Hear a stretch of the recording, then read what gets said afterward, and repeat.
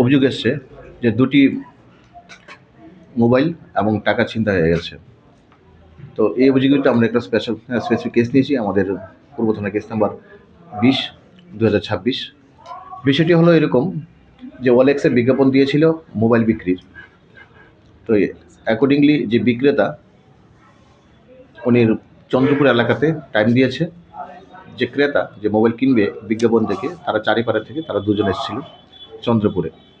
তো ওইখানে যে মোবাইল বিজ্ঞাপনদাতা উনি ওনার সাথে আরেকজন বন্ধুকে রেখেছে। তো তারা দুজন এখানে মিট করেছে চন্দ্রপুরে। তো মিট করে ওইখানে তারা খুব চালাকি করে, যারা বিক্রেতা তারা টাকা নিয়েছে, 7,000 টাকা নিয়েছে এবং ফোন দেয়নি। উল্টো যাদের ফোন নিয়ে এসেছিল, যারা তাদের কাছে যে ক্রেতা তাদের নিজের ফোন, তাদের 2টা ফোন তারা নিয়ে তারা পালিয়ে গেছে।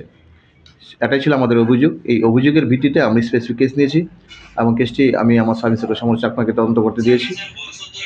তো এখন আমরা টোটালি সিসি ক্যামেরা সব কিছু দেখে, ফুটেজ দেখে আমরা দুটো ছিনতাইবাজকে আমরা অ্যারেস্ট করেছি এবং তাদের কাছ থেকে আমার যে দুটো ছিনতাইকারী যে ফোন স্ন্যাচিং, দুটো ফোনই আমরা রিকভার করতে পেরেছি।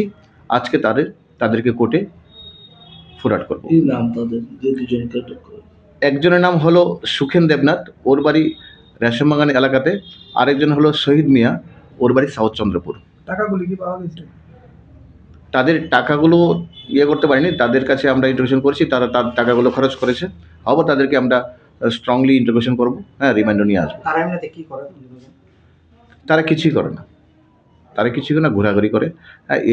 এজ গ্রুপ তাদের 24-25, একজনের বয়স 24, একজনের বয়স 23। তাদের বিরুদ্ধে আগে কোনো না, এর বিরুদ্ধে আগে আমরা রেকর্ড চেক করেছি, আগে পাইনি এবং অন্যান্য থানা থেকে আমরা রিপোর্ট নিচ্ছি আগে অন্য কোনোখানে তাদের এগেনস্টে কোনো কমপ্লেন আছে কিনা।